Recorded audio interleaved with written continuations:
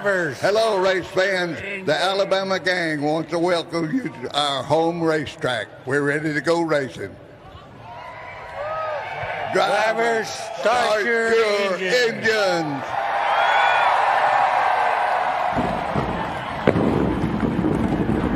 Ageless Red Farmer finished second in the crate late models at the Talladega short track across the street last night. There's no slowing him down. And now they address themselves to the starting line. Green flag. The GEICO 500's underway.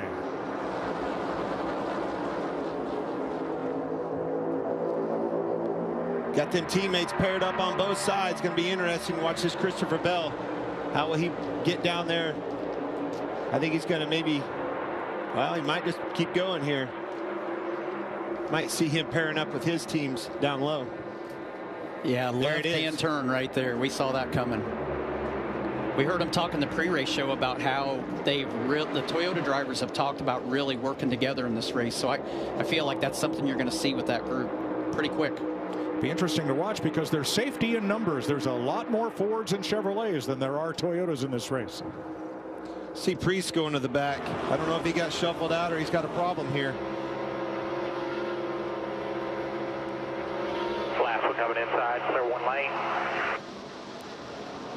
His teammate Eric Almirola leads lap 1. Yeah, you got to make a choice. Where are we going to be? We want to go to the bottom and lead this pack. You know, we're talking about Almirola. Had him. That is Michael McDowell spinning after we saw what looked like fluid or perhaps dust coming off that car in turn 4. And caution is out. Right, rear's down. I don't. All right, it might just be broke. I bet it broke the toe link when he hit the wall. No, it's down. It may have blown that tire. I think the toe link looks okay. The wheel's not moving around, just the tire's flat.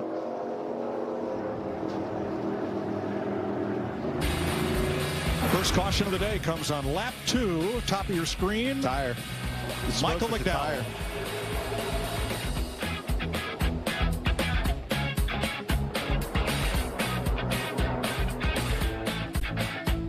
There it is. How about Bubba Wallace going to the front? That man right there likes what he sees. Cool to see Michael Jordan at these racetracks. I think he was everybody's hero growing up. Glued to the TV when he was on that court. Well, Michael's dad was a good NASCAR fan. He was growing up in Wilmington, North Carolina. His dad would take him to a lot of the races throughout the Southeast. And he grew up a NASCAR fan. Here's some Bubba Wallace audio. He needs an adjustment or whether he's good. If he's good, I'm all on it. Be a little bit tighter, one number tighter. Oh, Reddick spins out and hits the wall, turns it around and keeps going. Oh my gosh, did not see that coming, Tony. Neither did he. Too much rear braking that thing. Right here, lost it. Right here. We're still green. And Bubba Wallace was the one that did an amazing job of not getting collected up in that. Well, I saw him come flying around the outside of him. I was like, man, Bubba checked up way too much.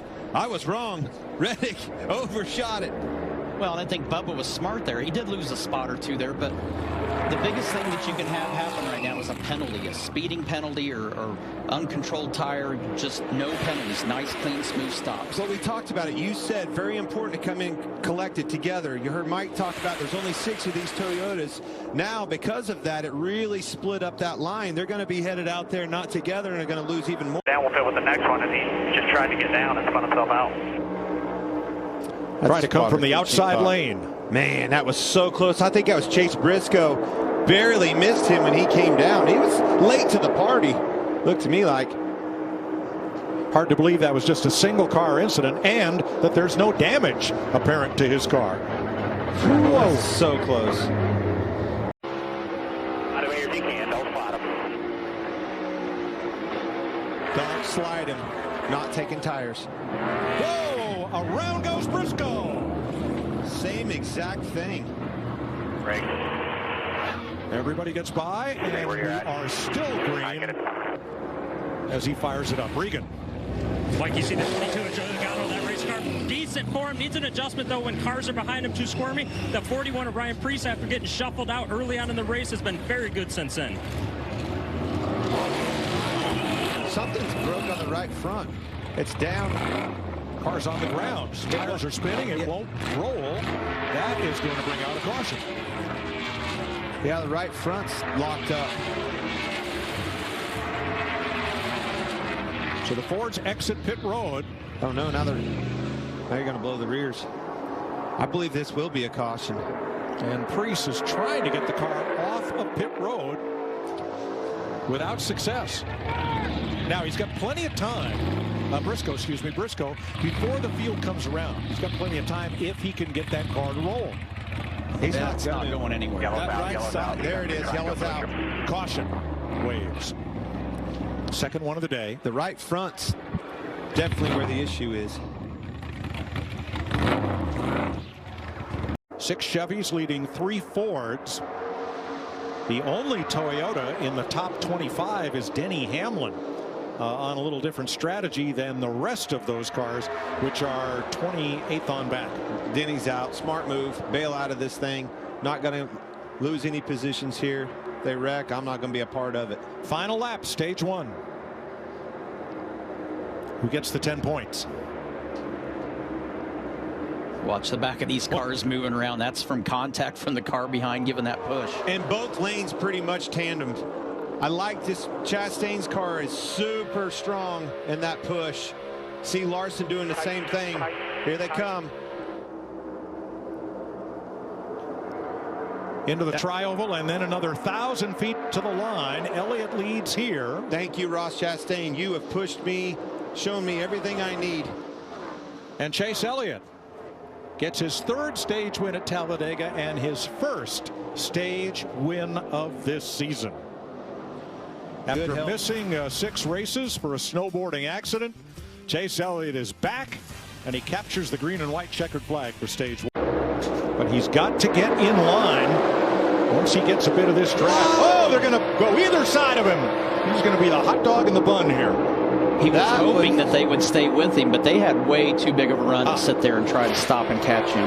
The 2 car, Austin Cindric will pick him up, and now he can battle with the 14 for the free pass position. That was a pretty risky maneuver right there. Yeah.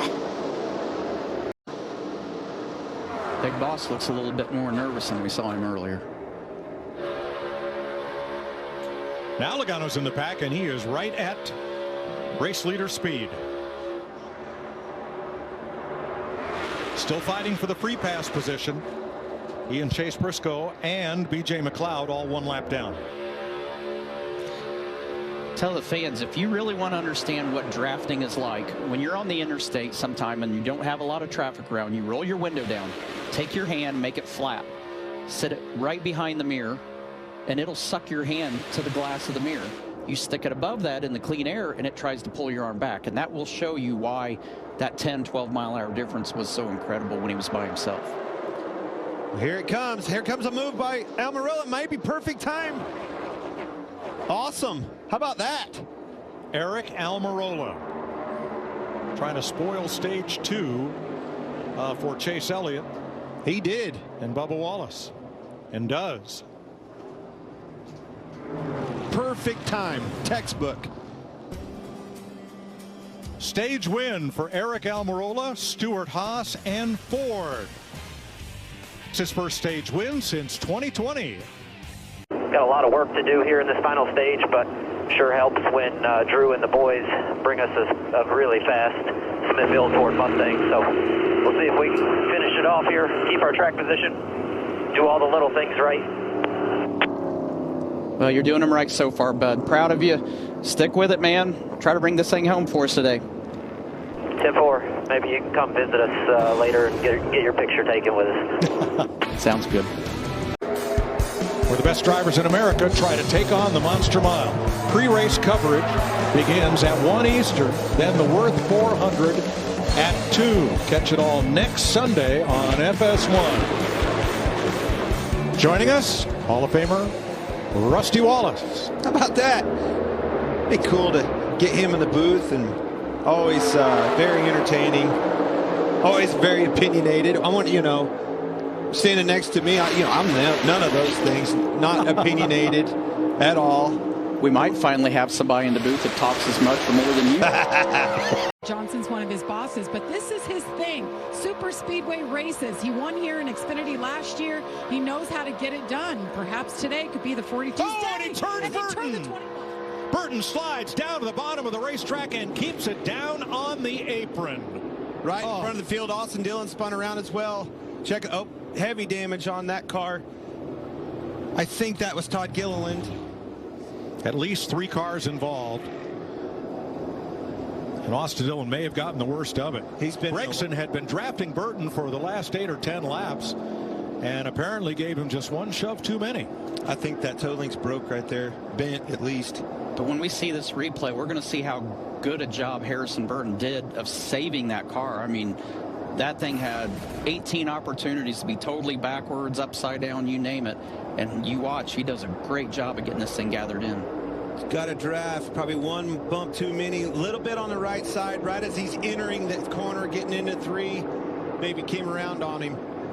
Like you said, though, phenomenal job. Now you see everybody checking up back here. You start checking up, the first thing you do is look in that mirror and make sure you're not going to get run over. Unfortunately, that's what happened for Austin Dillon.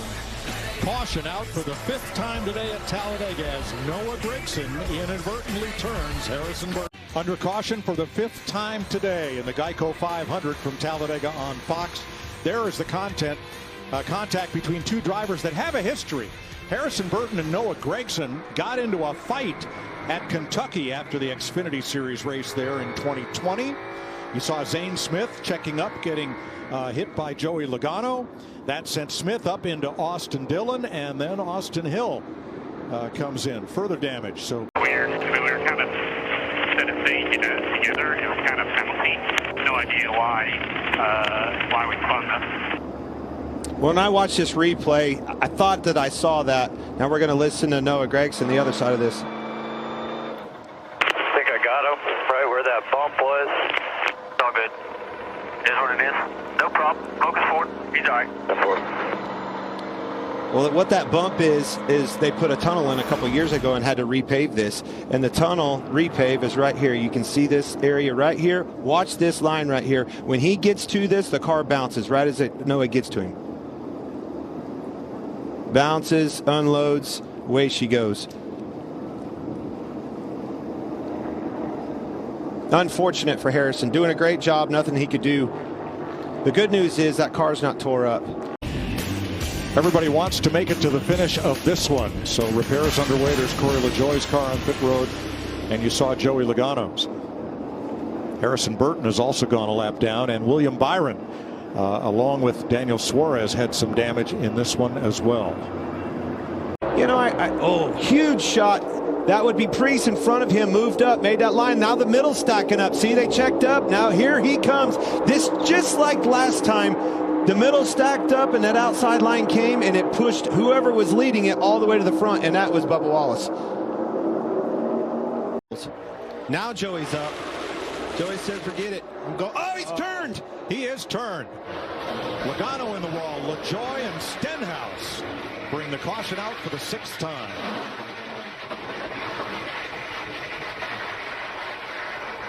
I saw it. He was thinking about it earlier, decided to go for it.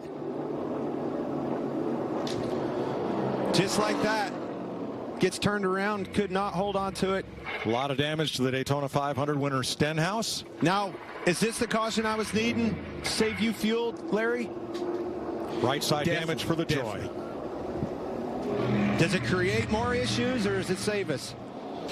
Well, you got to be saving from the minute this caution came out, because again, we very well may go into overtime here, and like Jamie Little reported, a lot of drivers were right on the window, but not for overtime. Here's Joey, moves up. Sees the run coming. Big run, by the way. As soon as he touches him, man, it didn't take much. He just needed LaJoie to wait a half a beat longer to get off the transition from the banking down to the backstretch before he made contact there, and they would have been okay. Looks like Suarez got a little bit of that too right there. Maybe a lot of it. Yeah, another 100 feet would totally have changed that scenario right there. Look at the move, heads up move by Chastain. Reckon behind you, went for it, moved to the outside and gained some positions there before that caution came out. That's heads up racing.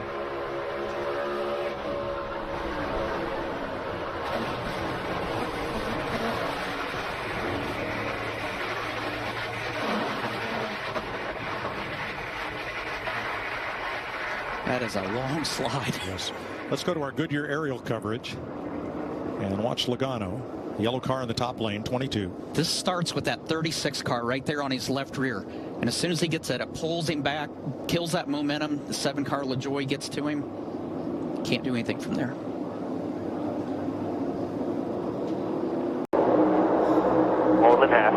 Oh, there it is, Chastain. Push comes to shove, and Gregson's in the wall. Larson's around. And Larson up the racetrack in traffic, and he collects Preece. Hard hit. Good grief. Saw that. Didn't even get a chance to really make much of it. Well, just had a little too much movement when he got pushed. And it unfortunately got him to the outside and opened that door. That is a huge hit. Let's ride with Noah Gragson.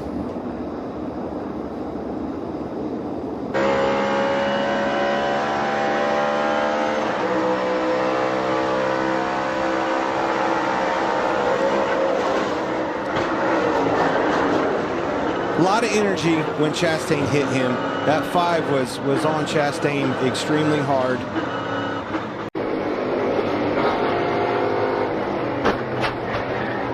Wow. Listen, it wouldn't have mattered if he throttled up or didn't throttle up. That contact was going to happen anyway. That just was a bad scenario. Well, don't forget. Oh, I told you that was a hard hit. I think that's damage from Chastain. Moved to the middle, got into the side of him a little bit. Keselowski gave Bubba a bump to the lead. White flag. Next flag ends the race. Down. Big push. Blaney turns Bubba, him. around goes Bubba. Oh, into Keselowski. Around. Hit. Oh, another hard shot. Allmendinger. Caution waves, with Kyle Busch in front.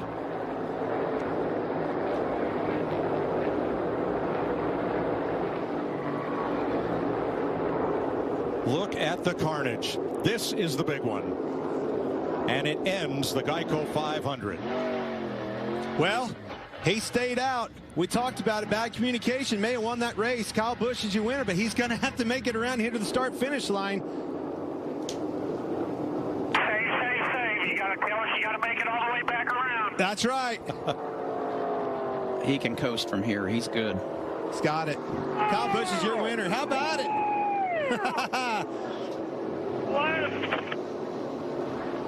Up here, unbelievable. 62nd career win for Kyle Busch. Second win here. Second win of the season. Ryan Blaney comes home second.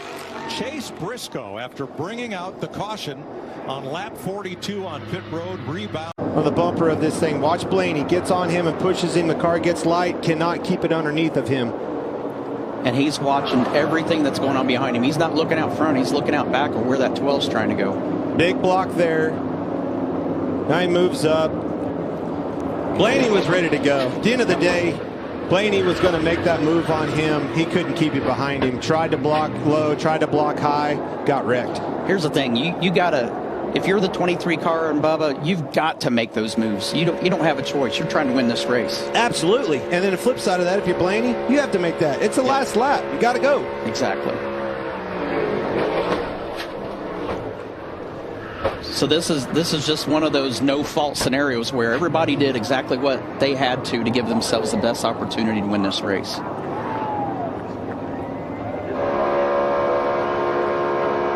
And NASCAR has adjusted third place, giving it to Chris Buescher with Briscoe fourth. There's the contact and the spin. And you might say, Kyle Busch steals another one. But Kyle put himself into a position to win right here on the bottom. and I don't know got if through. he intentionally put himself there. Well, I don't know if we're going to call it that, but we've always said it in motorsports from day one. Sometimes you got to be lucky, better lucky than good, you know. I know it, Bubba. It was close, buddy. Well, Kyle Busch, he's waited 15 years to get back to victory lane here at Talladega. A lot of wrecks in between, but you're able to pull it off today. Kyle, how did you miss all of that and sneak away with it?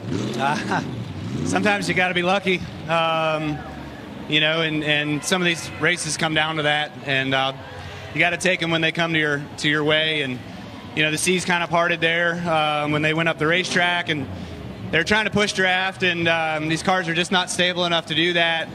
I seen the 23 just turn a little bit sideways, and I was like, get out of the way, just miss it, and try to see if I was ahead of the 12 by the time it was called, you know. But just a great day for another new sponsor at RCR with McLaren Custom Grills. If you ain't got a custom grill yet, these McLarens are pretty bomb, so you got to check them out. And we have a great time being able to come out here and race and be a part of Team Chevy and Chevrolet and get this Camaro in victory lane. A lot of talk at the end about fuel and who was going to run out. How close were you, and how much did you have to work inside the car to make it to the end? Well, it shut off right here when I was trying to do a burnout, so maybe it's out.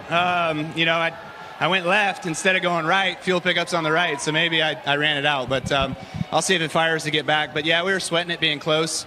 But I thought back to California, Fontana earlier this year where we have a win. And I'm like, we got to gamble. Like, we're up here. You got to take the track position when you have it and go give it what you can on the restarts and see what happens. And lo and behold, it worked out. So knock on wood for this one. Kyle Busch wins at Talladega. Blaney comes home second place here at Talladega. Can you break down that final lap and the moves between you and the 23 there at the end? Yeah. I mean, it's just you get big runs and you take them when you can. And, you know, in my mind, you know, I'm glad everyone's okay. But in my mind, you know, you kind of triple move like that, triple block, and you can't block 3 times. I don't know. So I don't know. Just you know, runs are so big, and it's, you know, you're as a leader, you know, but Bubba, he's trying to block, which is the right thing to do. But you know, I think he kind of moved 3 times, and you don't really get a lot of those. I mean, I got to go somewhere. So I hate cars got torn up. I hate for us being so close to the win. But and I'm not blaming anybody. It's just hard racing at the end of this thing, and unfortunate, you know, cars got tore up, and we just missed out on another win. Well, hard hit for Ryan Preece. Ryan, looked like not a lot that you could do right there. You've been checked and released. Are you okay? And was there anything that you saw that would have stopped that from happening? No, we had a really fast Hunt Brothers Ford Mustang today, and just when you lose track position, it was really tough to get it back. Definitely probably one of the hardest hits that I've ever taken in my racing career, but we just got to figure out how to when we get track position, keep it or stay up there so you aren't put in those positions. But still a good day and proud of the car that we brought. So thankfully I'm okay. My car is like absolutely destroyed, so you know, cockpit's a mess, so just thankful that I'm all right and all that, but just a bummer, you know, put ourselves in position once again on a super speedway and results don't show it. So you know, another wreck not of my doing on a super speedway, so just hate it, but we'll keep getting better, and eventually it'll have to work out, I would think. Glad you're okay, Kyle. Thanks.